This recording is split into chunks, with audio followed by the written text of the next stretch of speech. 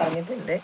അപ്പൊ എന്തായാലും എന്താ പറയാ, ഇത്രയും വലിയൊരു ഇൻവൈറ്റ് ചെയ്യാൻ വേണ്ടിയിട്ട് ഇത്രയും വലിയ രീതിയിലേക്ക് ഞാൻ എത്തിപ്പോയോ എന്ന് ഈ ഒരു നിമിഷം ഞാൻ ആലോചിക്കുകയാണ്. എന്തായാലും ഒരുപാട് ഒരുപാട് ഒരുപാട് സന്തോഷം എന്നെ ഇൻവൈറ്റ് ചെയ്ത മാളു മേഡത്തിന്. ആദ്യം തന്നെ ഇന്ന് നിങ്ങൾക്ക് പ്ലാൻ പ്രസന്റ് ചെയ്ത ഇന്ന് പ്ലാൻ പ്രസന്റ് ചെയ്ത നമ്മളെ ഷിനോ സാറ്, ആള് ചെയ്യുന്ന ഒരു ജോലി നിങ്ങൾ കേട്ടിട്ടുണ്ടാവാം. എന്താ പറയാ, ഏതൊരാളുകളും ആഗ്രഹിക്കുന്ന ഒരു ഗവൺമെന്റ് ജോബ്. ഞാൻ എപ്പോഴും ഒരു പ്ലാൻ കൊടുക്കാൻ പോണ സമയത്ത് അധികം ആളുകളും എന്നോട് പറയുന്ന ഒരു കാര്യമുണ്ട്, ഞാൻ ഇന്ന ജോലിയാണ്, അതായത് ഞാൻ പോലീസാണ് അല്ലെങ്കിൽ ഞാൻ ഡോക്ടറാണ്. പക്ഷെ ആ പറയുന്ന ആളുകളാണെങ്കിലും ഒരുപാട് ആളുകൾ എന്റെ കൂടെ വർക്ക് ചെയ്യുന്നുണ്ട്. എന്നാൽ പോലും ആ ഒരു ജോലി റിസൈൻ ചെയ്ത്, അതായത് ഡോക്ടർ അല്ല, ആളൊരു എഞ്ചിനീയർ ആണ്, ഒരു അർദ്ധ സർക്കാർ ജോലി ചെയ്യുന്ന സമയത്ത് അത് റിസൈൻ ചെയ്തുകൊണ്ട് ഈ ഒരു ബിസിനസ്സിൽ എന്താ പറയാ, ഇന്ന് കമ്പനീന്റെ 10ാമത്തെ റാങ്കിലെത്തി. അതുപോലെ തന്നെ ആ 10ാമത്തെ റാങ്കിലെത്തി ഒരു 5 ലക്ഷം രൂപ ക്രൈറ്റീരിയ കംപ്ലീറ്റ് ആക്കാനും ആൾക്ക് സാധിച്ചിട്ടുണ്ട്. ഈ ഒരു ജോലി റിസൈൻ ചെയ്ത്, അത് ഒരുപാട് അഭിമാനം. ഇന്ന് ആ സാറാണ് നമുക്ക് കമ്പനീന്റെ പ്ലാന് തന്നത് അല്ലെ. ആ പ്ലാന് നിങ്ങൾക്ക് മനസ്സിലായിട്ടുണ്ടാവും എന്ന് ഞാൻ വിചാരിക്കുന്നു. കാരണം മഴയും ഇടിയും ഒക്കെ ഉണ്ടായിട്ടുണ്ട് സാറ് പ്ലാന് പ്രസന്റ് ചെയ്യുന്ന സമയത്ത്. അപ്പൊ അത് നിങ്ങൾക്ക് എങ്ങനെ എത്തിയെന്നറിയില്ല. ഇനി എന്തെങ്കിലും ഈ ഒരു എന്താ പറയാ, ഡിജിറ്റൽ പ്രോഗ്രാമിൽ ഇരിക്കുന്ന ഓരോ വ്യക്തികളോടും എനിക്ക് പറയാനുള്ളത്, സാറ് തന്ന പ്ലാന് നിങ്ങൾക്ക് എങ്ങനെ മനസ്സിലായോ എന്താണെന്ന് എനിക്കറിയില്ല. പക്ഷെ സാറ് നന്നായിട്ട് അവതരിപ്പിച്ചിട്ടുണ്ട് എന്നാണ് എനിക്ക് പറയാനുള്ളത്. അപ്പൊ എന്തായാലും ആ പ്ലാനിൽ നിങ്ങൾക്ക് എന്തെങ്കിലും ഡൗട്ട് ഉണ്ടെങ്കിൽ തീർച്ചയായിട്ടും നിങ്ങൾ എന്താക്കണം, നിങ്ങൾ ഇൻവൈറ്റ് ചെയ്ത ആ ഒരു പാർട്ട്ണറോടോ ആ ഒരു ലീഡറിനോടോ നിങ്ങൾ ഇത് സംശയം ചോദിച്ച് ക്ലിയർ ആക്കുക എന്നുള്ളതാണ് എനിക്ക് പറയാനുള്ളത്. അപ്പൊ എന്തായാലും ഇന്ന് ആ ഒരു സാറിന് ഒരു വലിയൊരു രീതിയിൽ നന്ദി പറഞ്ഞുകൊണ്ട്, ഷിനോ സാർ, എന്റെ പാർട്ട്ണറായ ഷിനോ സാർ 10ാമത്തെ റാങ്കിൽ വർക്ക് ചെയ്യുന്ന ഒരു ഗവൺമെന്റ് ജോബ് റിസൈൻ ചെയ്ത എനിക്ക് ഒരുപാട് അഭിമാനമാണ് ആ സാറിനെ പറ്റി പറയുമ്പോൾ. കാരണം ഞാൻ എപ്പോഴും ചിന്തിക്കുന്ന ഒരു കാര്യമാണ്, കാരണം ഇത്രയും വലിയ ജോലി റിസൈൻ ചെയ്യാനുള്ള ആ ഒരു ധൈര്യം അല്ലെ. അപ്പം ആ ധൈര്യം എനിക്കറിയാം, കാരണം ഫിജിക്കാട്ട് ഏറ്റെടുത്ത ഏതൊരു വ്യക്തികൾക്കും ആ ധൈര്യം ഉണ്ടാവും എന്ന് എനിക്കറിയാം. കാരണം നേടാൻ ഒരുപാടുണ്ട് എന്നുള്ളത് മനസ്സിലാക്കി തന്നെയാണ് ആ സാർ എന്താക്കുന്നത്, ആ ഒരു ജോലി റിസൈൻ ചെയ്തത്. പക്ഷെ റിസൈൻ ചെയ്ത സമയത്ത് ചിലപ്പോൾ ടെൻഷൻ അടിച്ചിട്ടുണ്ടെങ്കിലും ഇന്ന് ആ സാറും ഞാനും എല്ലാവരും ഭയങ്കര സന്തോഷത്തിലാണ്. കാരണം എത്തി കമ്പനിയുടെ 10ാമത്തെ റാങ്കിൽ എത്തി ഒരു 5 ലക്ഷം രൂപ വരെ, അതായത് ഒരു 2-3 മാസത്തിനുള്ളിൽ അതുവരെ ക്രെഡിറ്റ് ആവാൻ വേണ്ടിയിട്ട് വെയിറ്റിംഗിലാണ് സാറ്. ഇനി ഒരു 3 റാങ്കും കൂടി ഉള്ളൂ സാറിന്. അപ്പൊ എന്തായാലും അത് പെട്ടെന്ന് തന്നെ സാറിന് അത് കിട്ടട്ടെ എന്ന് പ്രാർത്ഥിക്കുന്നു. അതുപോലെ തന്നെ എത്താൻ പറ്റട്ടെ എന്ന് പ്രാർത്ഥിക്കുന്നു. ഇന്ന് പ്ലാൻ പ്രസന്റ് ചെയ്ത ഷിനു സാറിന് എന്റെ മനസ്സറിഞ്ഞ്, അതായത് നമ്മളെ കമ്പനിയും എല്ലാവരും സാറിന് ഒരു വലിയ രീതിയിൽ നന്ദി അറിയിക്കുന്നു. അതോടൊപ്പം ഇന്ന് ഒരുപാട് വാചാലമായി സംസാരിച്ച നമ്മളെ മാളു മേഡം വളരെ മനോഹരമായി തന്നെ MC എന്താ പറയാ കൈകാര്യം ചെയ്തു. ഈ ഒരു എനിക്ക് തോന്നുന്ന പ്രോഗ്രാം ഞാൻ നേരത്തെ പറഞ്ഞ പോലെ മഴയും കാറ്റും എല്ലാം ഉണ്ടായ സമയത്തും ആ സമയം വരെ, അതായത് പ്രാർത്ഥിച്ചുകൊണ്ട്, ഞാനാണെങ്കിലും മാളു മേഡം ആണെങ്കിലും പ്രാർത്ഥിച്ചുകൊണ്ട് ഒന്നും നടക്കരുത്, അതായത് ബുദ്ധിമുട്ടൊന്നും ഉണ്ടാവരുത്, ഇന്ന് വെയിറ്റ് ചെയ്ത എല്ലാ ലീഡേഴ്സിനും എന്താ പറയാ ആ പ്ലാന് കേൾക്കാനാവട്ടെ എന്നും, അല്ലെങ്കിൽ ഞാൻ പറയുന്ന കാര്യങ്ങൾ എല്ലാവർക്കും എത്തണമെന്നും ദൈവത്തിനോട് പ്രാർത്ഥിച്ചിരുന്ന ഒരു വ്യക്തിയാണ് ഇത്രയും സമയം വരെ. അപ്പം എന്താ പറയാ, ആളും ഇന്ന് 10ാമത്തെ റാങ്കിൽ, ആളെ കഥ കേട്ട സമയത്ത് നിങ്ങൾക്ക് ഓരോരുത്തർക്കും മനസ്സിലാവും. ഞാൻ ഇനി എടുത്ത് പറയേണ്ട കാര്യമില്ല അല്ലെ. ഒരു എന്താ പറയാ, ഒരു ചെറിയൊരു ഹെൽത്ത് ഇഷ്യൂവും കാര്യങ്ങളൊക്കെ ഉണ്ടായിട്ടുള്ള ഒരു വ്യക്തിയാണ് എന്ന്. എന്താ പറയാ, എന്നാൽ പോലും അതിനെല്ലാം മറികടന്ന് നല്ല രീതിയിൽ ഒരു ടീമിനെ ബിൽഡ് ചെയ്ത് ഇന്ന് കമ്പനിയുടെ 10ാമത്തെ റാങ്കിൽ വർക്ക് ചെയ്യുന്ന ഒരു മേഡം കൂടിയാണ് മാളു മേഡം. എനിക്ക് ഒരുപാട് ഇഷ്ടമുള്ള, എന്താ പറയാ, ഞാൻ എന്താ പറയേണ്ടതെന്ന് അറിയില്ല, ഒരുപാട് ഇഷ്ടമുള്ള ഒരു മേഡം എന്ന് ഞാൻ പറയുന്നില്ല, എൻ്റെ ഒരു മോളെപ്പോലെ ഞാൻ കാണുന്നു. അപ്പൊ എന്തായാലും ആ മാളു മേഡത്തിനും ഇന്ന് എൻ്റെ പേരിലും എൻ്റെ കമ്പനിയുടെ പേരിലും വലിയൊരു നന്ദി രേഖപ്പെടുത്തുന്നു. നല്ലൊരു ടീമിനെ ഇനിയും ക്രിയേറ്റ് ചെയ്തു, ഇനിയും വലിയൊരു എന്താ പറയാ അച്ചീവ്മെന്റിലേക്ക് എത്തട്ടെ എന്ന് ആത്മാർത്ഥമായിട്ട് പ്രാർത്ഥിക്കുന്നു. അതോടൊപ്പം തന്നെ ഷിനു സാറിനും മാളു മേഡത്തിനും ഒരിക്കൽ കൂടി എൻ്റെ ഒരുപാട് ഒരുപാട് അഭിനന്ദനങ്ങൾ അറിയിക്കുന്നു. എന്താ പറയാ, നല്ല അച്ചീവ്മെന്റ് പെട്ടെന്ന് നിങ്ങൾക്ക് രണ്ടാൾക്കും ഉണ്ടാവട്ടെ എന്ന് ഒരിക്കൽ കൂടി പ്രാർത്ഥിക്കുന്നു. ഇനി എൻ്റെ ഒരു ചെറിയൊരു എക്സ്പീരിയൻസ് അല്ലേ, നിങ്ങളെല്ലാവരും കേട്ടിട്ടുണ്ടാവും. മാളു മേഡം എന്നെ ഇൻവൈറ്റ് ചെയ്തു. ഞാൻ ഒന്നും കൂടെ എന്നെ പേര് പരിചയപ്പെടുത്താം. എൻ്റെ പേര് സ്വപ്ന എന്നാണ്. കോഴിക്കോടാണ് വീട് വരുന്നത്. ഫിജിക്കാർഡ് എന്ന് പറയുന്ന ഒരു ബിസിനസ്സിലേക്ക് അല്ലെങ്കിൽ ഈ ഒരു കൺസെപ്റ്റിൽ ഏറ്റെടുത്തിട്ട് ഏകദേശം 6 വർഷം കഴിഞ്ഞു.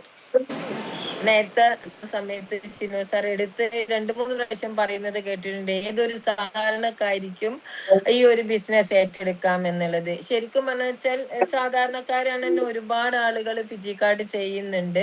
പക്ഷെ ആ സാധാരണക്കാരിലും സാധാരണക്കാരിയായിട്ടാണ് ഞാൻ ഈ ഒരു ഫിജി കാർഡ് എന്നറിയ ബിസിനസ്സിലേക്ക് എത്തിപ്പെട്ടത്. കാരണം മാത്രല്ല നേരത്തെ നമ്മളെ ഇൻവൈറ്റ് ചെയ്യുന്ന സമയത്ത് മാളുവടം പറഞ്ഞു, എന്താ പറയാ, +2 അല്ല, ഡിഗ്രി അല്ല, അല്ലെങ്കിൽ അതിന്റെയും താഴോട്ട് 7ാം ക്ലാസ് എന്ന് പറഞ്ഞത് തെറ്റിപ്പോയി, 8ാം ക്ലാസ് ഉണ്ട് മാളുമട എനിക്ക്.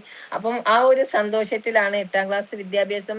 ഒരു സമയത്ത് ആ ഒരു വിദ്യാഭ്യാസം പറയുന്ന സമയത്ത് എനിക്ക് ഭയങ്കര ഒരു എന്താ പറയാ മടിയും, അല്ലെങ്കിൽ അത് കേൾക്കുമ്പോ അയ്യോ എനിക്ക് അത്രല്ലേ ചെയ്യാൻ പറ്റിയിട്ടുള്ളൂ, എനിക്കൊന്നും ചെയ്യാൻ പറ്റിയില്ലല്ലോ, എനിക്ക് ഇനി മുന്നേറാൻ പറ്റുമോ, വിദ്യാഭ്യാസം ഇല്ലെങ്കിൽ എനിക്ക് എവിടെ എത്താൻ പറ്റുമോ, എന്റെ മക്കൾക്ക് നല്ല വിദ്യാഭ്യാസം കൊടുക്കാൻ പറ്റുമോ, അങ്ങനെ അതായത് ഞാൻ അതുകൊണ്ടാണോ ഇത്രയും പിന്നോക്കം നിൽക്കുന്നത് എന്നെല്ലാം ഞാൻ കുറെ ചിന്തിച്ച ഒരു കാര്യമാണ്. അതായത് ഒരു 5-6 വർഷം മുന്നേ ഒരുപാട് സമയം എനിക്കൊരു വല്ലാത്തൊരു, അതായത് ഇത്രയും വിദ്യാഭ്യാസം എന്നെ ഉള്ളൂ, അല്ലെങ്കിൽ എന്നെ പോലത്തെ ഒരു സാധാരണക്കാരിക്കൊന്നും ഒരിക്കലും രക്ഷപ്പെടാൻ പറ്റൂല എന്നൊക്കെ ഞാൻ എന്താ പറയാ ഒരുപാട് പ്രാവശ്യം ഞാൻ പറഞ്ഞു പോയ ഒരു കാര്യമാണ്, അല്ലെങ്കിൽ എന്റെ മനസ്സിനോട് തന്നെ ഞാൻ എന്നോട് തന്നെ ചോദിച്ച കാര്യമാണ്. അപ്പം അതിനെല്ലാം ഒരു ഉത്തരമായിട്ടാണോ എനിക്കറിയില്ല ഫിജി കാർഡ് എന്ന് പറയുന്ന ബിസിനസ് എന്റെ കയ്യിൽ കിട്ടിയത്. ഞാൻ അതിലേക്ക് വരാം. ഞാൻ നേരത്തെ നിങ്ങളോട് പറഞ്ഞു, ഒരു 6 വർഷം കഴിഞ്ഞു, ഞാനൊരു സാധാരണക്കാരിയാണ്, വിദ്യാഭ്യാസം കുറവാണ്.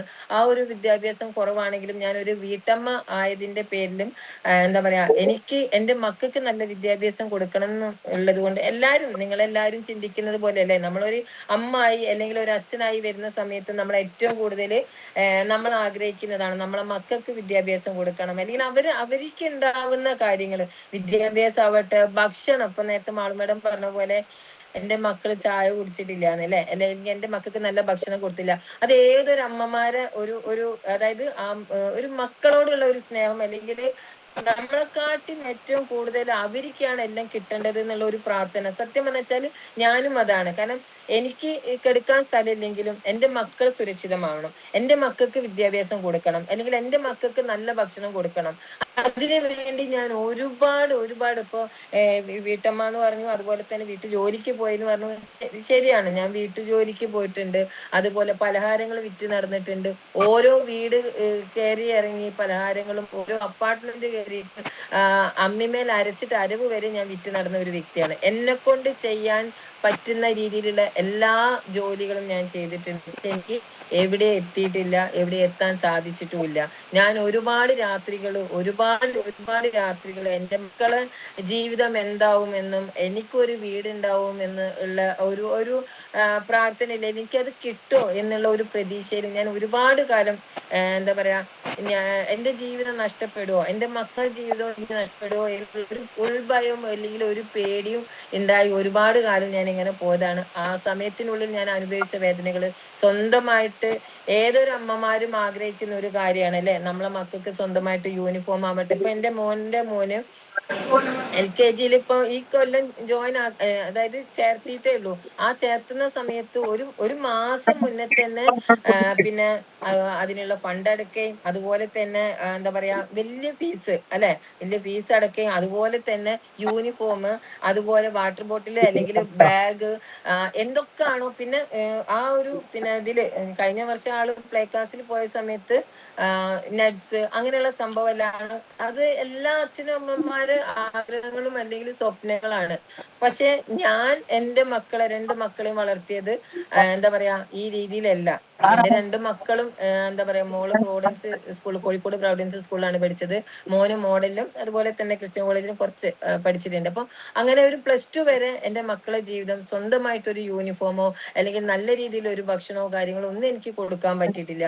എപ്പോഴും ഞാൻ അവരോട് പറഞ്ഞു കൊടുക്കുന്ന ഒരു കാര്യമുണ്ട്, നിങ്ങൾ ഒരിക്കൽ, എന്റെ മോൻ എപ്പോഴും പറയും, അമ്മ ഈ ഒരു ഡ്രസ് ഞാൻ ഇട്ടിട്ട് എങ്ങനെ അമ്മ എന്റെ കൂടെയുള്ള ഫ്രണ്ട്സോ അല്ലെങ്കിൽ എന്റെ ക്ലാസ്സിലുള്ള കുട്ടികളെല്ലാം ചോദിക്കണം, ഗൗതമ വേറെ ഇല്ലേ, അങ്ങനെ എല്ലാം ചോദിക്കുന്ന സമയത്ത് ഒരമ്മ എന്നുള്ള രീതിയിൽ നിങ്ങളൊന്ന് ആലോചിച്ച് നോക്കില്ലേ, എത്രത്തോളം വിഷമം നമുക്കുണ്ടാവും. പക്ഷെ നമ്മളെ മക്കളോട് എന്ത് പറയും, ഞാൻ എപ്പോഴും എന്റെ മക്കളോട് പറയണേ, ഇന്ന് ഇങ്ങനെ ആണെങ്കിൽ നീ ഉറപ്പായിട്ടും നമ്മൾ ഒരിക്കലും എന്തായാലും നല്ല രീതിയിൽ നല്ല ഭക്ഷണമോ അല്ലെങ്കിൽ നല്ല ഡ്രസ്സോ നിങ്ങൾക്ക് ഇഷ്ടപ്പെട്ട രീതിയിലേക്ക് നടക്കാൻ ഒരിക്കലും അല്ല ഒരു ദിവസമെങ്കിലും സാധിക്കും, ഞാൻ ഉറപ്പാണ് പോവാണ് പറയണെന്നെല്ലാം പറഞ്ഞ് മക്കള് ആ സ്കൂളിൽ പറഞ്ഞയക്കണ വരെ പല കാര്യങ്ങളും പറഞ്ഞ് അവരൊരു കണ്ണീര് വീഴാണ്ടിരിക്കാൻ വേണ്ടിയിട്ട് ഞാൻ പല പ്രാവശ്യവും ഞാൻ പാടുപെട്ടിട്ടുണ്ട്. കാരണം എൻ്റെ മോളെ കണ്ണെന്നോ എൻ്റെ മോന്റെ കണ്ണെന്നോ ഒരു കണ്ണുനീര് വരാൻ പാടില്ല എന്ന് വെച്ച് അവരെ എന്താ പറയാ മറികടക്കാൻ വേണ്ടിയിട്ട് ഞാൻ പല തന്ത്രങ്ങളും ഉപയോഗിച്ചിട്ടുണ്ട്. അവര് സ്കൂളിൽ പോകുമ്പോൾ അവരെ കണ്ണിന്ന് വെള്ളം വരരുത്. എനിക്ക് അതിലപ്പുറം എനിക്കത് സഹിക്കാൻ പറ്റാത്ത ഒരു കാര്യമാണ്.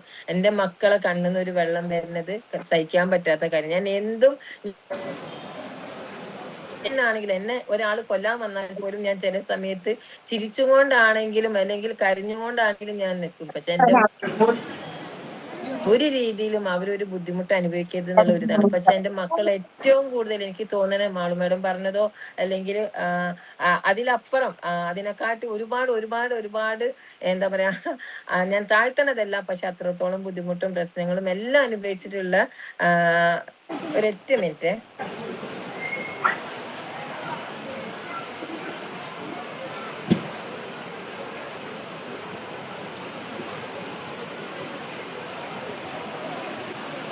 അപ്പൊ അത്രയും ബുദ്ധിമുട്ടും പ്രശ്നങ്ങളും ഒക്കെ ഉണ്ടായിട്ടുള്ള ഒരു ജീവിതം അല്ലെങ്കിൽ എങ്ങനെയെങ്കിലും രക്ഷപ്പെടണം എന്ന് മാത്രം വിചാരിച്ച് ഞാൻ എന്നെ തന്നെ ഒരുപാട് പ്രാവശ്യം എനിക്കിപ്പോഴും അത്ഭുതമാണ്. ഞാൻ പല സ്റ്റേജിലും പറയുന്ന ഒരു കാര്യമാണ്, എനിക്ക് ഇപ്പോഴും അത്ഭുതമാണ്. എന്താണെന്നറിയോ, ഞാൻ ജീവിച്ചിരിക്കുന്നുണ്ടല്ലോ എന്നുള്ളത്. കാരണം എന്നെ തന്നെ ഞാൻ ഒരുപാട് വേദനിപ്പിച്ചിട്ടുണ്ട്, ഒരുപാട് വേദനിപ്പിച്ചിട്ടുണ്ട്. മതിലിനെ തലയിട്ടിട്ട് അടിച്ചിട്ടും പലകെടുത്ത് തലക്കടിച്ചിട്ടും നെഞ്ഞത്ത് കുത്തിയിട്ടും എനിക്ക് ചെയ്യാം, നരമ്പ് കട്ട് ചെയ്തിട്ടും മണ്ണെണ്ണ ഒഴിച്ചിട്ട് എനിക്ക് ചെയ്യാൻ പറ്റുന്ന, അതായത് ജീവിതം ഇനി മുന്നോട്ട് പോവില്ല എന്നുള്ളത് മനസ്സിലാക്കി നമ്മൾ ഓരോ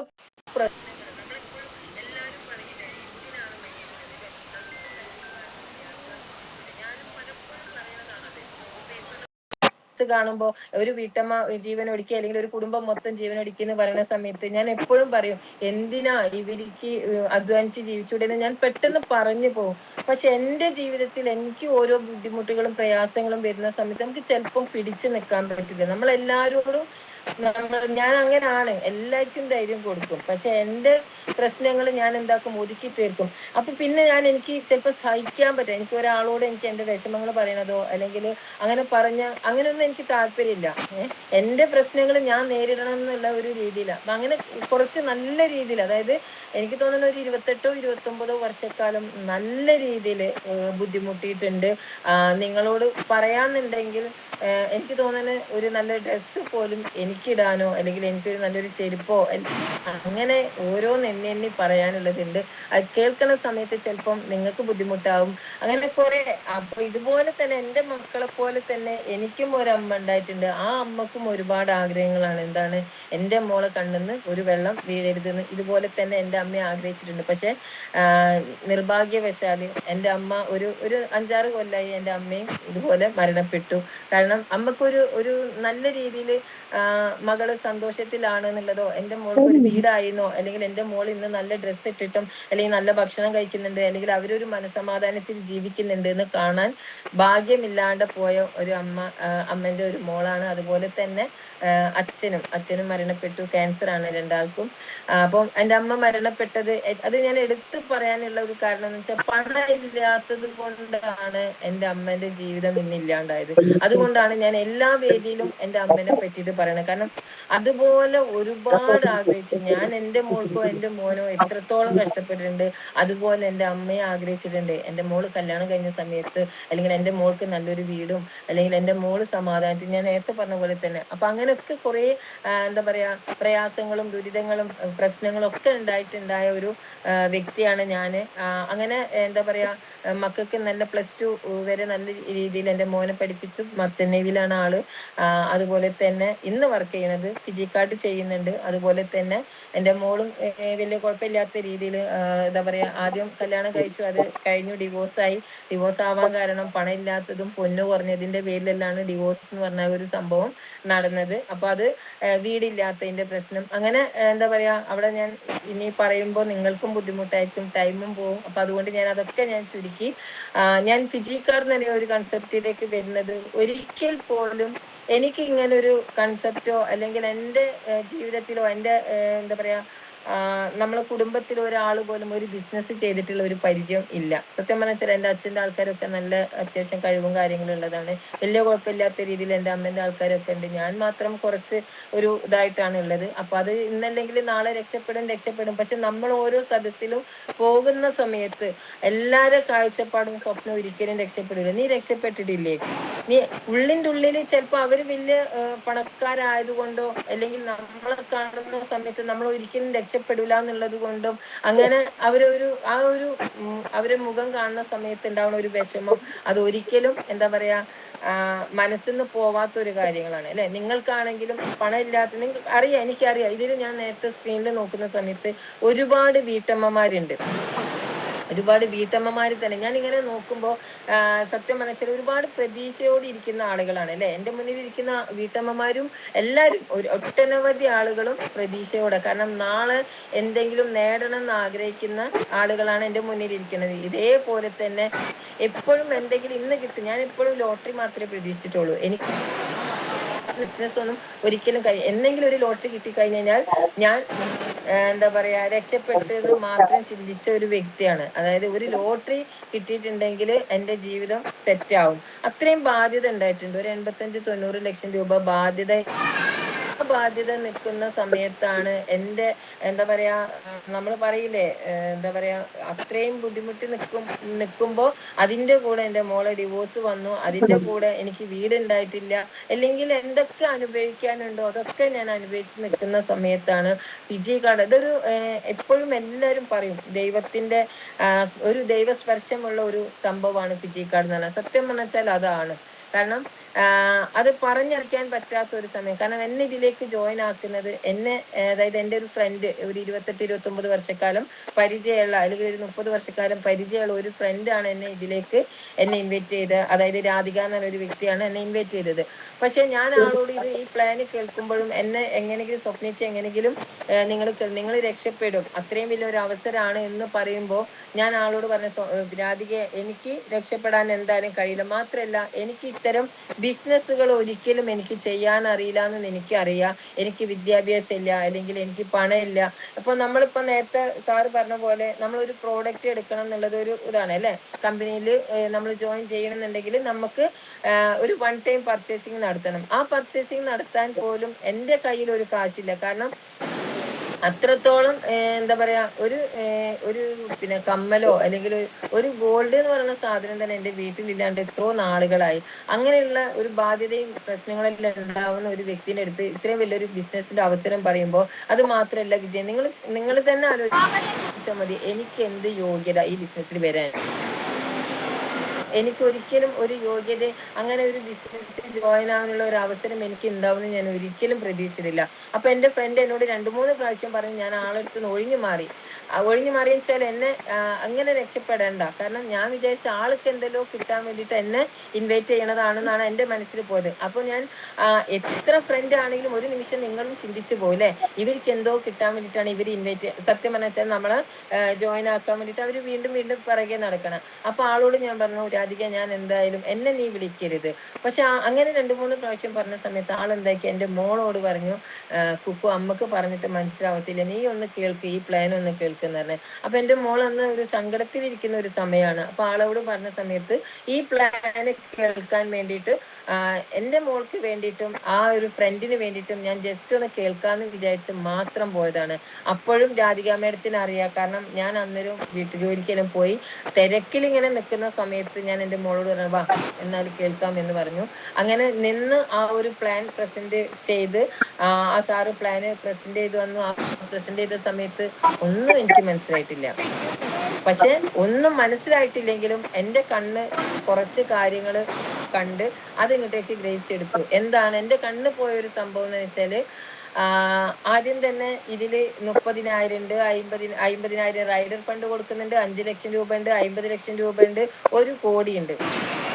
അതിനപ്പുറം ഞാൻ നോക്കി കണ്ട ഒരു വ്യക്തി, എന്താ പറയാ എന്നെ ഇതിലേക്ക് ഏറ്റവും കൂടുതൽ ആകർഷിച്ച ഒരു വ്യക്തി വേറെ ആരുമല്ല, നമ്മളെ കമ്പനീന്റെ ചെയർമാനായ നട്ടലുള്ള ബോച്ചെ എന്നൊരു വ്യക്തി അല്ലെ.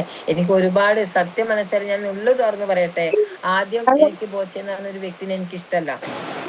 നിങ്ങൾ ഇത് കഴിഞ്ഞ് കഴിഞ്ഞാൽ എന്റെ കമ്പനിയാണ് കേൾക്കണത്. നാളെ എന്നെ ഇതിനെ കുറിച്ച് പുറത്തിടുമോന്ന് എനിക്കറിയില്ല. സത്യം മനസ്സിൽ ആദ്യം ആളെ തമാശകൾ എനിക്ക് ഫസ്റ്റ് എനിക്ക് ആളെ മനസ്സിലാക്കുന്ന, അതായത് അങ്ങനെ അത്ര വലിയൊരു താല്പര്യം ഇൻട്രസ്റ്റ് ഇല്ലാത്തൊരു ഒരു ആളാണ് ഞാൻ ബോച്ചെ എന്ന് പറഞ്ഞത്. പക്ഷെ ഇങ്ങനെ ഒരു അവസരം കൊണ്ടാണ്, ഇങ്ങനെ ആ ഒരു ഫോട്ടോ കണ്ട സമയത്ത് എന്തുകൊണ്ടാണെന്നറിയാം, ഞാൻ ആ ഫോട്ടോ കണ്ട സമയത്ത് ആളെ ഇഷ്ടപ്പെട്ടു തുടങ്ങിയെന്ന് വെച്ചാൽ ഞാൻ പിന്നീടാണ് ആളെ മനസ്സിലാക്കുന്നത്. കാരണം ഒരുപാട് ചാരിറ്റി ചെയ്യുന്നുണ്ട്. ഞാനും എൻ്റെ അമ്മ മരുന്ന് വാങ്ങാൻ പൈസ ഇല്ലാണ്ടായ സമയത്ത് ഞാനും എൻ്റെ അമ്മയ്ക്ക് വേണ്ടിയിട്ട് ആളെടുത്ത് സംസാരിക്കാൻ പോണെന്ന് വിചാരിക്കുന്ന സമയത്ത് തന്നെ ഞാൻ തന്നെ ചിന്തിച്ചു, ഒരുപാട് ചാരിറ്റിയും കാര്യം ചെയ്യുന്ന ഒരു വ്യക്തിയാണ്, ഞാനും കൂടി പോയി ബുദ്ധിമുട്ടിക്കേണ്ടതാണ്. പക്ഷെ കുറച്ച് സമയമാകുമ്പോഴത്തേനും അമ്മ മരണപ്പെട്ടു. അന്ന് മുതൽ ആളോടൊരു വല്ലാത്തൊരു ഒരു ഇഷ്ടമായി. അതായത് അത് എനിക്ക് തോന്നുന്നു ആ ഇഷ്ടം കൂടി എൻ്റെ ആ ഒരു പ്ലാൻ ബുക്കിൽ, അതായത് നമ്മളെ കമ്പനിയുടെ പ്ലാൻ ബുക്കിൽ ആളെ ഫോട്ടോ കണ്ട സമയത്ത് ഞാൻ വേറെ ഒന്നും നോക്കിയിട്ടില്ല. സത്യം, ദൈവം സത്യമാണ്, ഞാൻ ഒന്നും നോക്കിയിട്ടില്ല. ബോച്ചെ ഒരു ദൈവം നിൽക്കുന്ന അതേ ഒരു അങ്ങനെ ഒരു എനിക്ക് എന്താണെന്നറിയില്ല. ഞാൻ പറയണ കാര്യങ്ങൾ ചിലപ്പോൾ നിങ്ങൾ എടുക്കോ അല്ലെങ്കിൽ അത് ഉള്ളതാണോ എന്താണോ നിങ്ങൾ എന്ത് വിചാരിച്ചാലും എന്റെ സംഭവം, അല്ലെങ്കിൽ ഞാൻ ഓപ്പൺ ആയിട്ട് പറയാം,